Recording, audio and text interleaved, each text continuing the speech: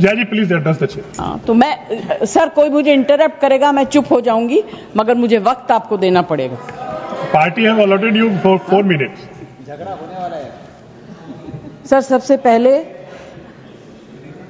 I would like to pay my condolence to the family of all the people who were killed and Shraddhanjali to the people who were killed.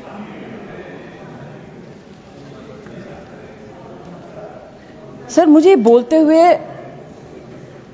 अजीब सा लगता है क्योंकि जो कुछ भी हुआ मुझे it looks like fiction to me.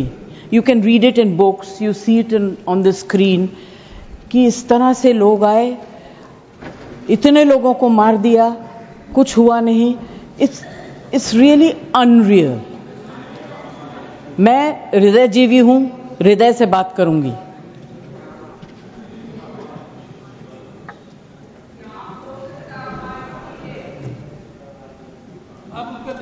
Please मैं ध्यान तो नहीं दूंगी मगर मेरा कान बहुत शार्प है। Please you address the chair. मैं क्या करूं उसका? उसका मैं कुछ नहीं कर सकती। सर एक तो मैं आप लोगों को बधाई दूंगी कि आपने ऐसे लेखकों को रखा हुआ है जो बड़े बड़े नाम देते हैं। ये नाम सिंदूर दिया क्यों? सिंदूर तो उजड़ गया लोगों का, जो मारे गए, जिनकी पत्नियां रह गईं। प्लीज आप बोलिए। Please Either you speak or I will speak. जज आप बोलिए प्लीज एड्रेस द चेयर। मैं छोड़ूंगी। You address the chair. I will not जो आप allow. बोल रहे हैं वही रिकॉर्ड में जाएगा। केवल जो आप बोल रहे हैं वही रिकॉर्ड में जाएगा। When you speak, I don't interrupt. When a woman speaks, I never interrupt. So please mind your please tongue. Address chair. Priyanka, don't control me. Sir ये जो यात्री गए थे, मैं बिल्कुल बाकी चीजों के ऊपर ध्यान नहीं दे रही। जो यात्री गए थे वो किस लिए गए थे? 370 अबॉलिश करने के बाद छाती ठोक के मैंने देखा है राज्यसभा में कहा गया terrorism will be finished, we promise you. What happened? ये यात्री उसी भरोसे गए थे। आपने प्रॉमिस किया था हम जा रहे हैं कश्मीर, हमारे लिए तो जन्नत है। मिला क्या उन लोगों को जन्नत से? 2004 से 14 के बीच जो आतंकी घटनाएं होती थी, उन घटनाओं में बहुत बड़ी कमी आई है। इसलिए देश भी जानना चाहता है, अगर हमारी सरकार आतंकवाद पर नकेल कस सकती है तो कांग्रेस सरकारों की ऐसी कौन सी मजबूरी थी कि आतंकवाद को फलने फूलने दिया। आदरणीय अध्यक्ष जी, कांग्रेस के राज में आतंकवाद अगर फला फूला है तो उसका एक बड़ा कारण इनकी तुष्टीकरण की राजनीति है, वोट बैंक की राजनीति है। जब दिल्ली में बाटला हाउस एनकाउंटर हुआ, कांग्रेस के एक बड़ी नेता के आंख में आंसू थे, आतंकवादी मारे गए इसके कारण। और वोट पाने के लिए इस बात को हिंदुस्तान के कोने कोने में पहुंचाया गया। आदरणीय अध्यक्ष जी, 2001 में देश की संसद पर हमला हुआ था। तब कांग्रेस के एक बड़े नेता ने अफजल गुरु को बेनिफिट ऑफ डाउट देने की बात कही थी। आदरणीय अध्यक्ष जी, मुंबई में 26/11 का इतना बड़ा आतंकी हमला हुआ, एक पाकिस्तानी आतंकी जिंदा पकड़ा गया। पाकिस्तान की मीडिया ने, दुनिया ने यह स्वीकार किया कि पाकिस्तानी है,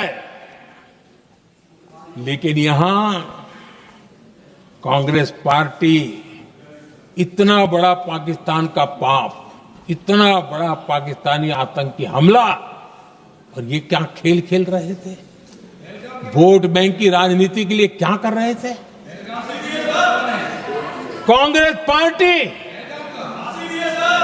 इसको भगवा आतंक सिद्ध करने में जुटी हुई है।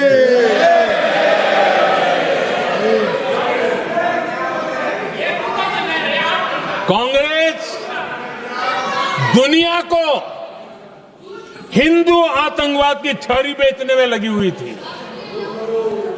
कांग्रेस के एक नेता ने अमेरिका के बड़े राजनयिक को यहां तक कह दिया था कि लश्कर-ए तोयबा से भी बड़ा खतरा भारत के हिंदू ग्रुप है। यह कहा गया था।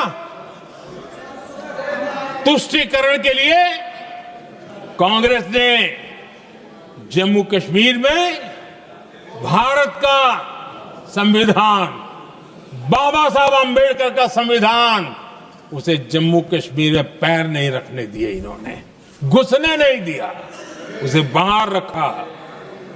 तुष्टीकरण और वोट बैंक की राजनीति के लिए कांग्रेस हमेशा देश की सुरक्षा को बलि चढ़ाती रही। आदरणीय अध्यक्ष जी, तुष्टीकरण के लिए ही कांग्रेस ने आतंकवाद से जुड़े कानूनों को कमजोर किया। गृहमंत्री जी ने आज विस्तार से सदन में कहा है, इसलिए मैं इसको रिपीट करना नहीं चाहता। आदरणीय अध्यक्ष जी, मैंने इस सत्र की शुरुआत में आग्रह किया था, मैंने कहा था कि दल हित में हमारे मत मिले न मिले, दल हित में हमारे मत मिले न मिले, देश हित में हमारे मन जरूर मिलने चाहिए। पहलगाम की विभीषिका ने हमें गहरे घाव दिए हैं, उसने देश को झकझोर दिया है। इसके जवाब में हमने ऑपरेशन सिंदूर किया तो सेनाओं के पराक्रम ने, हमारे आत्मनिर्भर अभियान ने देश में एक सिंदूर स्पिरिट पैदा किया है।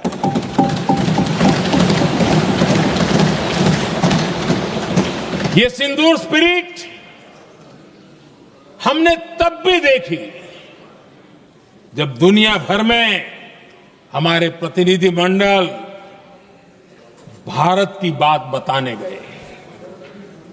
मैं उन सभी साथियों को बहुत बहुत बधाई देता हूं।